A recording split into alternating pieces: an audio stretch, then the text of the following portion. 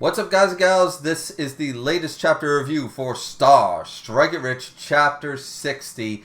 And even though this is a re-recording, we'll get into the reason as to why this is a re-recording of the original review. I can summarize the original review pretty quickly with two words. Holy and shit. Alright, that's basically the long and the short of what that review was, because this chapter is very much a they fight chapter, and some of the art and the impact of each panel just felt exceptionally brutal. Like every shot there was like, just like most of the fights in Strike It Rich are, most of them have that feeling, that impact, like old Ashura drawing and stuff, where it's like, that could be a knockout, that could be a knockout, that could be a knockout. Like you could buy that almost any of these shots or attacks would be the deciding factor, and it wouldn't feel out of place, you know what I mean? Just the impact and the choreography and stuff is just really on point in Star. So that it is what it is. The reason this is a re-recording really quick, if you didn't catch my post a couple days ago, is that I'm just having some PC rendering issues with, you know, once I've recorded the file and trying to render it, it's just, it's constantly shutting down and crashing the computer. I don't know what it is. It was doing it a few weeks ago, seemingly cleared it up, and then it started doing it again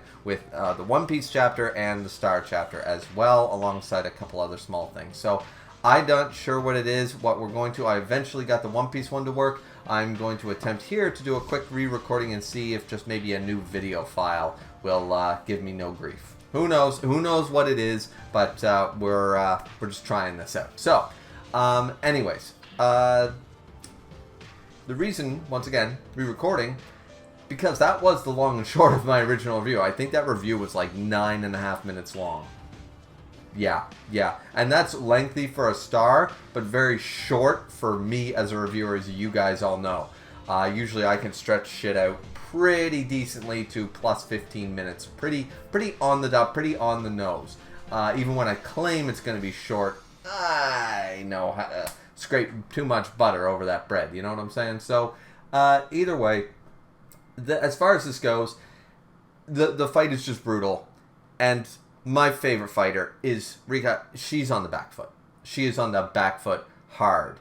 And she gets, like, her spine just must be aching right now. Like, it is just brutal. This is, as I said, the choreography, the paneling, and whenever we have these psycho killers, like the last fight, or not last chapter, but the last fight, the last round, even though I wasn't a huge fan of the dynamic between the two characters, and, you know, a little bit of your power's a bullshit, you know, sort of attitude towards it, it doesn't mean that the art and the choreography and the horror element weren't there, and they absolutely were, and we're just continuing that factoid going forward here. Am I using factoid right? No, I don't think I am. Anyways, you guys know what I mean. Point is that we're sort of continuing that. So we had the creepy, more Black Widowy, oh, I am absolutely just going to kill you now. Then we have the psycho, jolly green giant of death over here. That's just absolutely psychotic and like, ooh, yeah, and gets the heart emojis after the speech bubbles and stuff. And it's just, it creeps you out, you know what I mean? Especially coming from a monster like this. Like, she is just here for the mayhem. And something that is actually brought up here, and I really like in this chapter, and I forget if I mentioned this in the original review, anyways, is the weight classes. Weight classes do matter. We love to see in anime and manga that it's like, no. Like, Bruce Lee could take down anybody, right? Bruce Lee might be a bit of an exception here. I don't know, you know what I mean? But we do have weight classes for a reason. Now, you can argue the difference between, like, things. Now, I'm going to screw this up, but like featherweight and lightweight, you know what I mean? Where it's a class difference. I think that's one class difference in weight. Or welterweight to that and stuff, and middleweight. You know, you can argue a few of these, but you wouldn't do featherweight versus super heavyweight. You know what I mean? That's just too much of a disparity in weight. And not saying that it's impossible for trained fighters in both classes to succeed against one another, but the tactics have to change. Just the overall difference in muscle density, weight, strength, speed, like, it's just, there are too many factors in the favor of the bigger, heavier opponent who is trained. Keywords being trained. If you have two fighters who are evenly, man or woman, who are both relatively equally trained in their style of fighting, the one who is weight classes plural above another is just, you know, they have an obscene level of an advantage. Let's just put it that way, okay? Once again, not completely saying it's not going to work, but there's even live videos on TikTok and YouTube and stuff, or shorts and stuff, that we showcase, you know, like the middleweight guy giving a punch to a super heavyweight, and it's just like, they're like, you know, that's it. Like, no, you would never, you'd have to hit me 1,000 times, you know what I mean? And I only have to hit you once, sort of deal, right? So,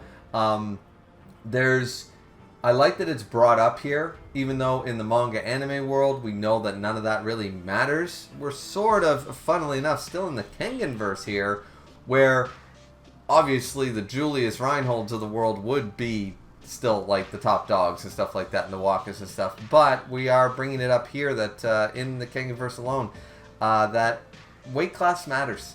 And we're seeing the difference here in this fight.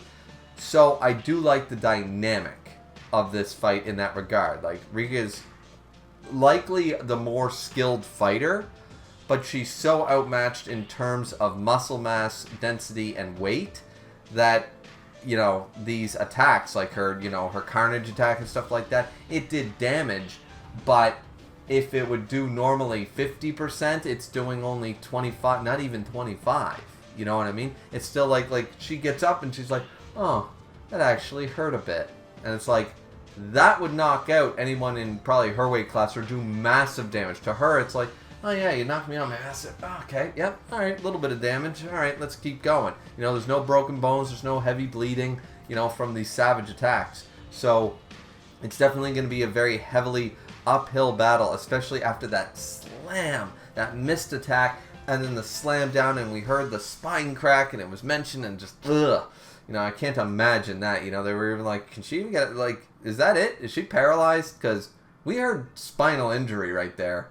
So, anyway, she's still in this fight, but my God, I did not expect this to happen right out of the gate. So, yeah, very uphill battle for my favorite fighter and who I picked to win. So, we're going to have to wait and see here exactly what goes down. And I don't know if it's going to be in our favor. Yeah, so, anyways, once again, sorry that it's a re-recording and more of a just a quick, here are the main points, and hopefully this one actually renders without issue. So maybe it was just the video files or something, I don't know. Anyways, that's it for me, guys. Like, comment, subscribe, and we'll see you back here, hopefully more on time next week or what have you when 61 drops. So like, comment, subscribe, and we'll see you guys back here next time. Have a good one.